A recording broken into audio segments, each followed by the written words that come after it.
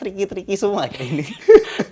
karena saya pernah di posisi itu. Oh gitu ya. Pernah ngajar ya? Pernah ngajar. Nah, itu. Pernah ngajar dan ya itu tadi. Kadang kan ya kita nggak bisa bohong ya gitu. Di kondisi Konoha ini, di kondisi negara Konoha ini ada tuntutan bahwa kamu ikut lomba gitu. Nah, capaian lomba adalah juara gitu. Nah, dan pressure atas itu kan sangat besar ke siswanya atau pengajarnya gitu. Tapi memang Mas, bicara turnamen itu sempat ada pertanyaan sepintas di saya juga. Maksudnya kan hari ini terus kenceng, maksudnya intens banyak orang atau anak-anak sekolah yang didaftarkan FLS 2N cabang lomba pantomim contohnya. Lah kemudian sebenarnya jenjang karirnya, tanda kutip jenjang karirnya tuh kalau hari ini dia berhenti di SMP. Pendek ya berarti? Pendek hitungannya, maksudnya katakanlah anak yang efektif untuk diajar atau kok diajar ya, salah ya bahasaku ya, dilatih. Anak yang efektif itu dilatih, katakanlah rentang kelas 3, 4, 5 itu udah hitungannya sudah kesempatan terakhir lah. Karena kelas 6 anak itu pasti akan fokus untuk ujian-ujian dan naik ke kelas yang berikutnya. Lah, pertanyaan saya atau yang jadi bikin saya khawatir itu adalah karena setelah jenjang SMP, SMA itu nggak ada cabang lombanya. Atau belum ya sampai video ini dibuat ya. Maksudnya, semoga dengan video ini jadi ada. Mudah-mudahan ada ya. Supaya bilnya nambah ya. Nggak kesana dong. Nggak kesana dong. Malah mainan billing. Nggak kesana dong, nggak. Maksudnya, tapi memang benar. Maksudnya anak SMA itu tidak ada ya cabang lomba FLS 2N yang pantomim. Akhirnya malah kalau di Jogja, yang dari pandanganku di Jogja itu aku mikirnya kayak terus gimana ya selanjutnya atau perkembangan si anak ketika sudah menginjak usia SMA. Apakah dia tetap, kalau dia masih punya rasa atau masih punya keinginan untuk berpantomim, apakah dia masih punya ruang selain turnamen?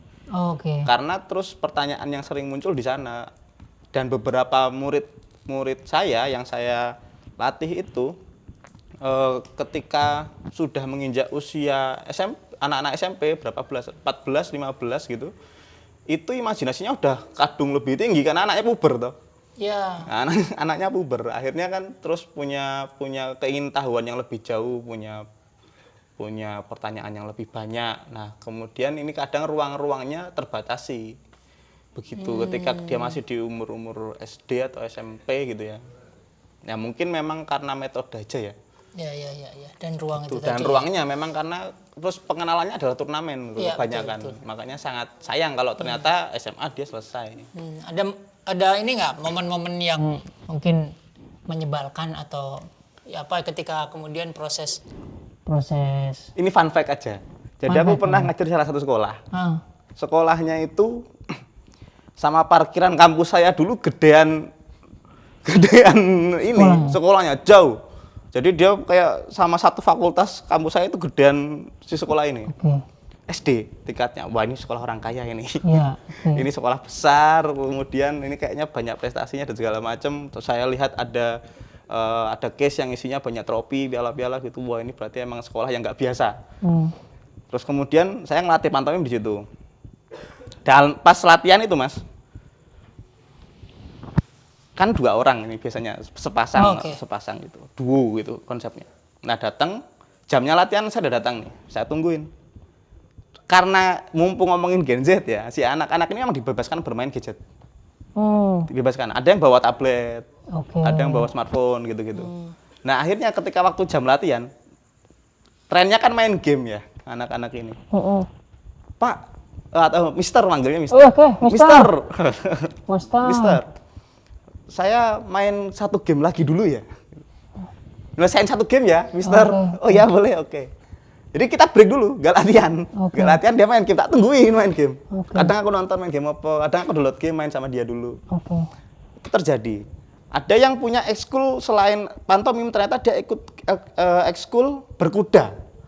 Nah ini jadi aku waktu latihan itu misalkan ternyata si anak ini memang lagi pengen di kelas berkuda, ya dia berkuda, tak tungguin. Real ada, memang begitu ya. Kalau ngomongin kejadian-kejadian yang begitu banyak. Sekolahnya apa itu? Sekolahnya tricky kan ini. Tadi kan makanya saya bilang tuh di awal itu ada sekolah. Kalau nyebut sekolahnya nggak lucu, ini saya selesai. Nggak jalan feelingnya. Ya ada yang begitu. Kalau di beberapa sekolah, tapi memang ada beberapa sekolah yang. Tapi kan itu fun fact. Fun fact. Yang bad fact. Bad fact tuh gimana ya? Ya maksudnya Nek Grantes ada. Enggak, apalagi lagi Grantes ini. Grantes itu kayak apa ya? Menyedihkan, mengharukan. Iya, menyedihkan boleh. Ada murid yang muridku di Bantul, tepatnya itu Bambang Lipuro. Nah, dia ini ceritanya bisa menjahit. Anak kelas 5 SD bisa jahit. Nah, kostum yang dia bikin untuk lomba FLS 2N itu jahitan dia sendiri. Oke. Berdasarkan desain yang dia selalu konsultasikan ke aku lewat chat. Pak Aldo, ini kostum kayak gini bagus apa enggak? Terus aku juga nggak cocok juga sama yang dia mau. Ya akhirnya dia bikin aja, dia bikin. Jadi setelah latihan, sebelum latihan dia sekolah. Setelah sekolah dia habis itu langsung bantu ibunya jahit. Oke. Habis jahit, sorenya itu ketemu saya di kelas latihan pantomim. Habis latihan pantomim, malamnya dia belajar ngerjain PR, besoknya lagi langsung presentasi. Mas, aku punya rompi baru. Yang jahit aku sendiri. Kelas 5 SD jahit. Karena aku, wah anak ini berarti mungkin secara keinginan besar sekali. Dan bahkan mungkin dia memang udah all in banget gitu. Total untuk latihan pantomim gitu.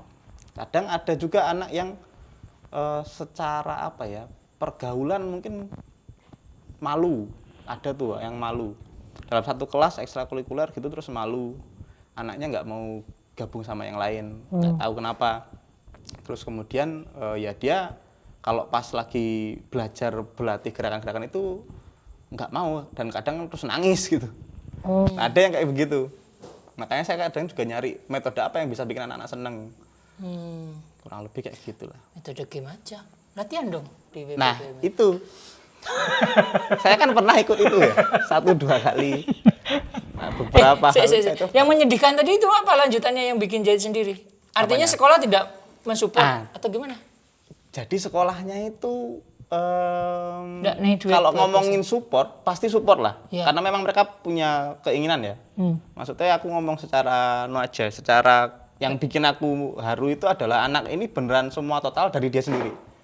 Kayak dia yang komunikasiin ke saya awalnya sekolah, tapi setelah itu anak ini sendiri.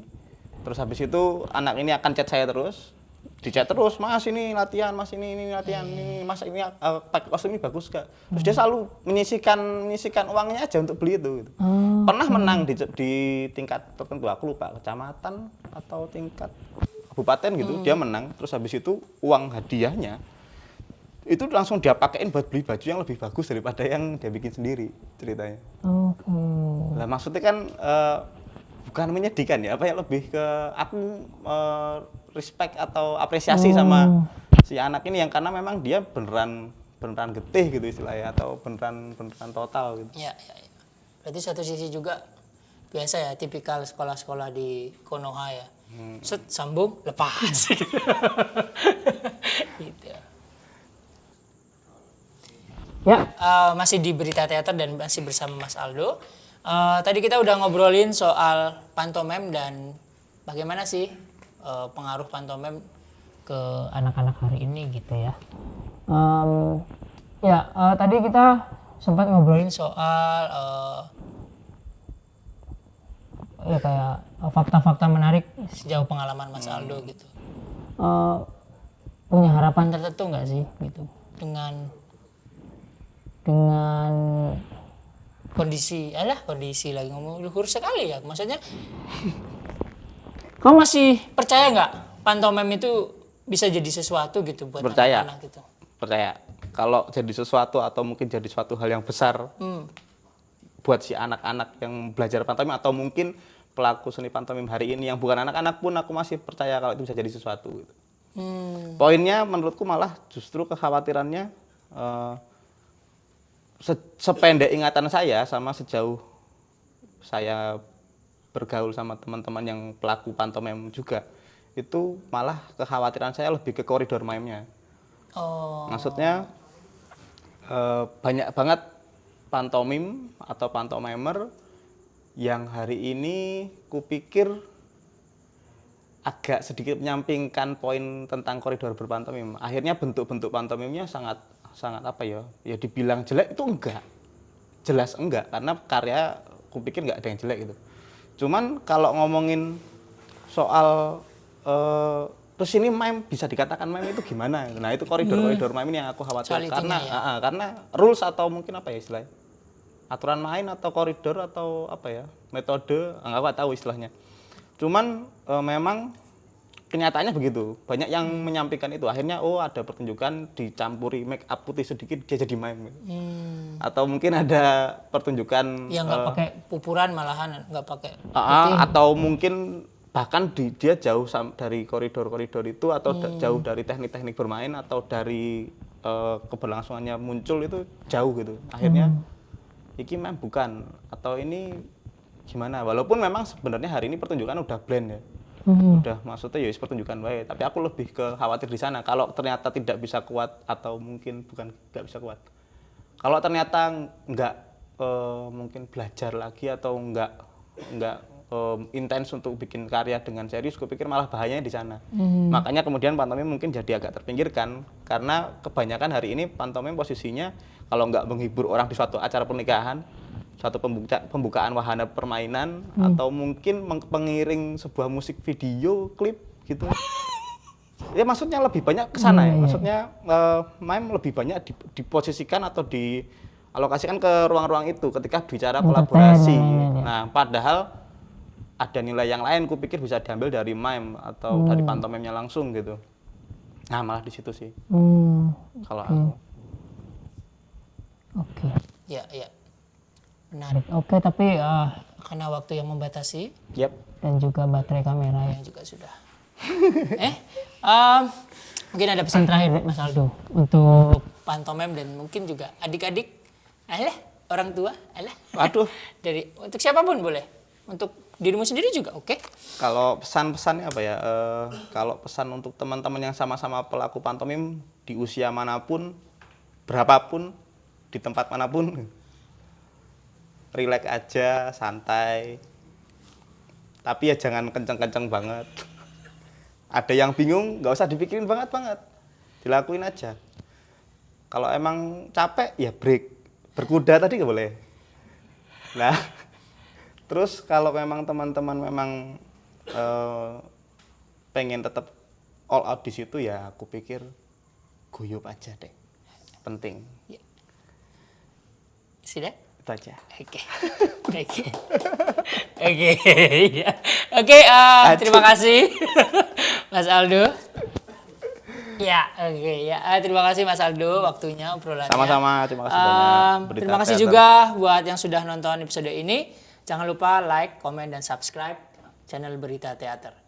Begitu, sampai jumpa di episode selanjutnya. Salam teater.